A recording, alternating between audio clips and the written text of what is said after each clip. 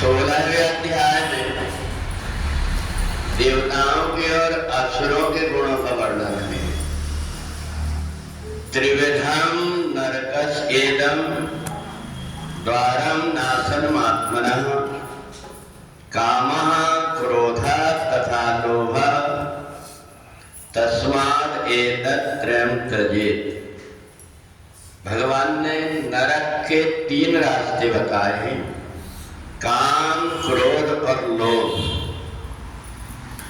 जो अपनी आपका कल्याण करना चाहता है उस व्यक्ति को ये तीनों चीजों को अपने बस में कर लेना चाहिए।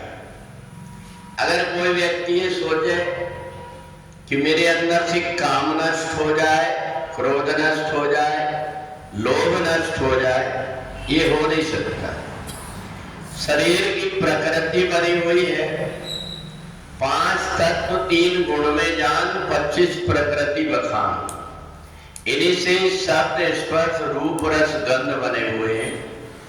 तो इसलिए काम, क्रोध और लोभ इनको व्यक्ति नष्ट नहीं कर सकता पर इनको जीत सकता है। गोपियों ने काम भाव से भगवान को माना था, परंतु उन्होंने परमात्मा का नाता अपने से आत्मा के रूप में जोड़ लिया।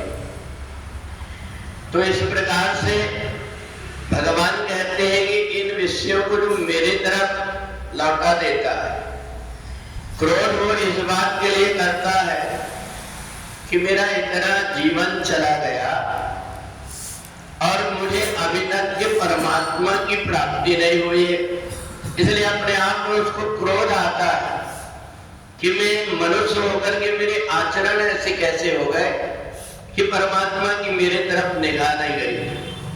वो अपने आप में क्रोध करता है। और लोभ अपने जीवन में ये सोचता है आज मेरे को जो बुद्धि मिली है, जो समय मिला हुआ है, आज मैं परमात्मा के जितना निकट जा सकता हूं उतना परमात्मा की भक्ति कर लूं। इस प्रकार का लोभ जिसके मन के अंदर है, तो ये शरीर के तीनों विकार धीरे धीरे कम हो जाते हैं। फिर ये देखने में आता है कि ये तीनों व्यक्ति के अधीन हो जाते हैं।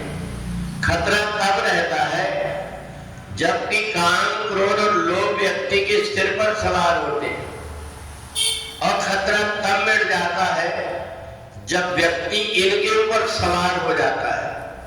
जब चाहता है तब काम, क्रोध, लोभ उसके जीवन में आते, और जब नहीं चाहते उस समय पर वो दूर भाग जाते।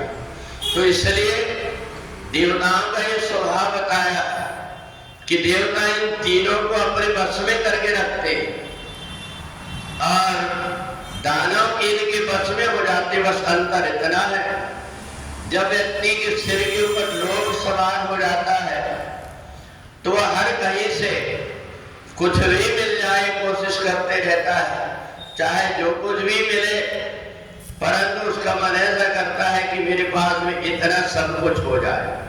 ऐसा लोभ उसके मन में आकर के और पाप की तरफ ले जा देता है। ऐसे व्यक्ति क्रोधी, क्रोध करने वाला हर छोटी छोटी बात में इतना क्रोधित हो जाता है, अपने आप में बस नहीं रहता उसका, और कोई भी सामान तोड़ फोड़ कुछ भी करने लगता है। तो इसलिए अगर इन तीनों को हमने अपने बस में कर लिए तो हमारी दैवी प्रवृत्ति हो जाती है। आत्मा मनुष्य शरीर में रह करके पवित्र होकर के और मुक्त हो जाती है, और यही आत्मा अगर इन तीनों विकारों से घिर गई तो इन तीनों विकारों के कारण ये आत्मा व्यक्ति को अनेक जन्म तक के जन्म और मरण के चक्कर में डालती है, यही नरक ले जाती है। तो इसलिए 3 रास्ते हैं नरक के। इन तीनों रास्ता को जो बंद कर देता वो देवता कहलाता है, और तीनों में जो उलझ करके रह जाता है वो आश्रित स्वभाव का कहलाता है। तो इसलिए अलग अलग प्रकार से भगवान ने कहा कि जो दैवी स्वभाव वाले उनका रहन सहन व्यवहार आचरण आचरण, उनका बात करना, ये सब अलग प्रकार का होता है और आसुरी स्वभाव वालों का अलग प्रकार का होता है। यह कछु साधन से नहीं होई, प्रभु की कृपा पाए कोई कोई। यह हर कोई व्यक्ति सोचता है कि काम मेरे से दूर हो जाए, क्रोध दूर हो जाए, लोभ दूर हो जाए, पर अपने सोचने से नहीं होता।